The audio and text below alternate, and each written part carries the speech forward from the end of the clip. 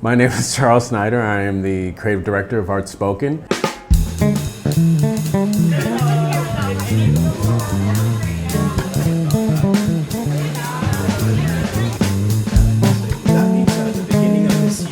Summer's on El Camino and Power Drive. I'm from the San Francisco Bay Area, to be specific, Richmond and Vallejo, California.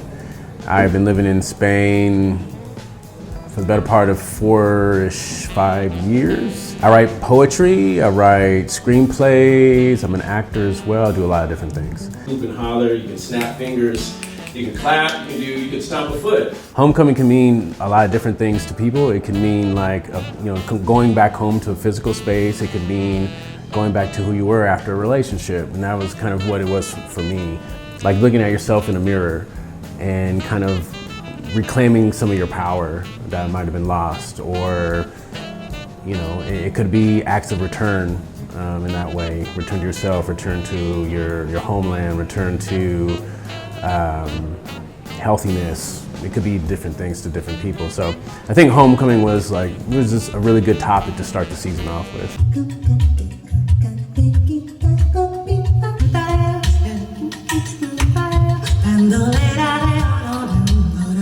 Before I took over Outspoken, I had done this type of work for many years in Los Angeles, where I used to live, curating events, specifically around performance arts and poetry.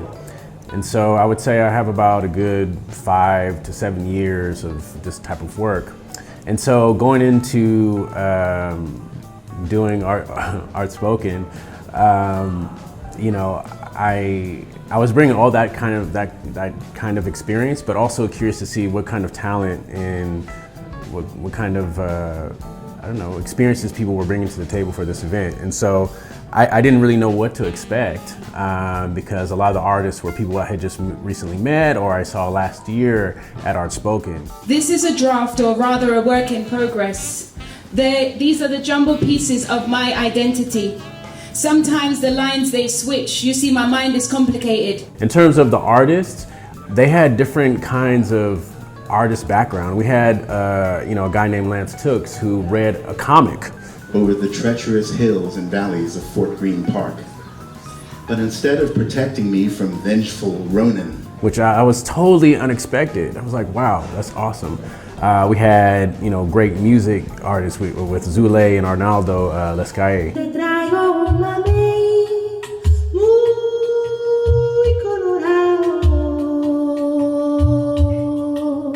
There was this different mixture of mediums going on, and so I tried to match each poet with kind of a like energy. Not necessarily in terms of, I had no idea what they were going to say necessarily on stage, but just knowing them kind of with a brief amount of time, I kind of matched them by their personality and their energy. So that's I kind of go with my instincts.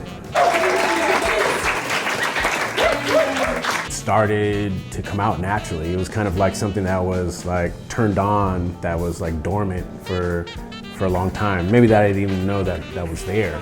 And so I just kind of fell in love with the medium just because of how, I don't know, some artistic mediums, really kind of rely on rules. And I think that with poetry, especially with free write poetry, there's no limit really to what you can do. And I kind of like that kind of no holds barred, no rules type way of expressing myself. Wasn't that the truth though? Right, cousin? That's right, cuz. I just want to hold a brief moment of space after that poem. A lot of other people, we're kind of craving that kind of community and that safe space to be ourselves. So ideally, my first goal is just to grow the community.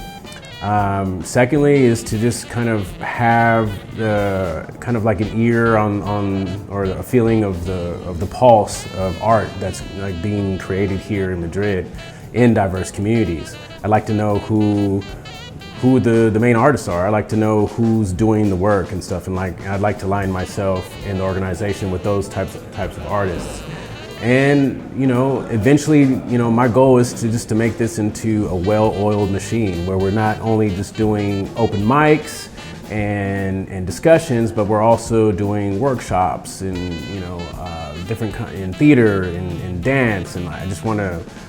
I mean, there's really no limit to what we can do. So I just want the community to take notice and to be supportive of the work that we're doing.